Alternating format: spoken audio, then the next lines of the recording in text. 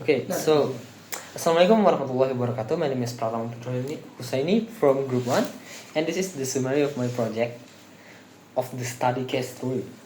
So the study case 3 is talk about the voice and the phonetics, and the first question is the four English sounds students find difficult. The four English sounds that students find difficult is th, v, and z.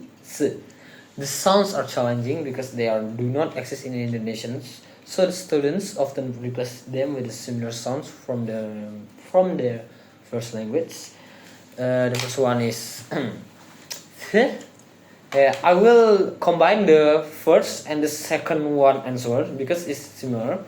So the first is the sound is voiceless. This is dental reactive and it's produced by placing the tip tongue between the upper and lower teeth and pushing the air through the narrow gap via the vocal cord vibrations. The example is ting and tang. Ting tang, ting tang, ting tang. It do not vibrate, but sometimes we vibrate them. But like I'm in last second. Okay, the second one is but the dental reactive, so it's vibrate. The tongue is placed between the teeth, similar, the same with but the vocal cord is vibrate. The example is this, that, this, that, this, that. The third one is V. The sound V is voice labiodental reactive. Is produced by placing the tongue close to the alveolar ridge and allowing air to pass through while the vocal cords vibrates. The example is fair, Valentine. But in Indonesian words, Indonesian people sometimes confuse it V for P, misplace it, like fairy to Perry, Valentine to Valentines, like that. And the last one is Z, or Z. The symbol is Z. The voice is alveolar reactive. It's produced by placing the tongue too close to the alveolar ridge and allowing air to pass through while the vocal cord vibrates. The example is zoo.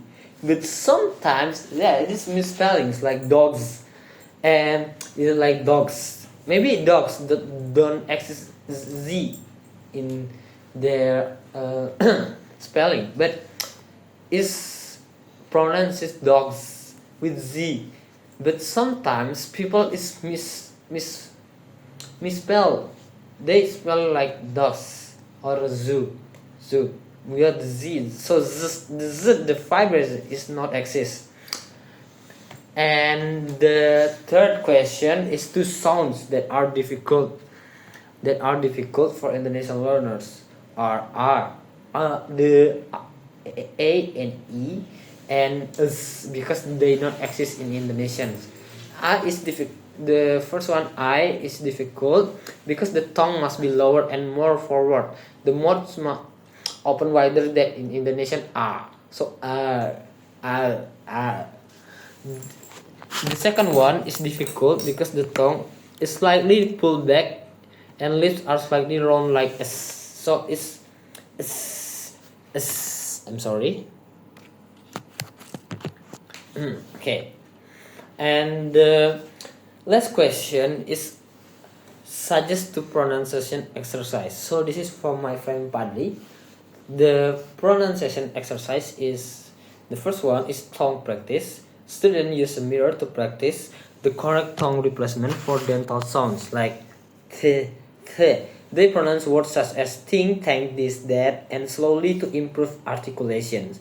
Maybe we can use it. And the second one for the exercise is minimal pair practice. Students practice pairs of words differ by one sound, such as ting, ting, ting, ting, very, very, very, very, zoo. This active helps students distinct voice and voiceless sounds that improve their pronunciation accuracy.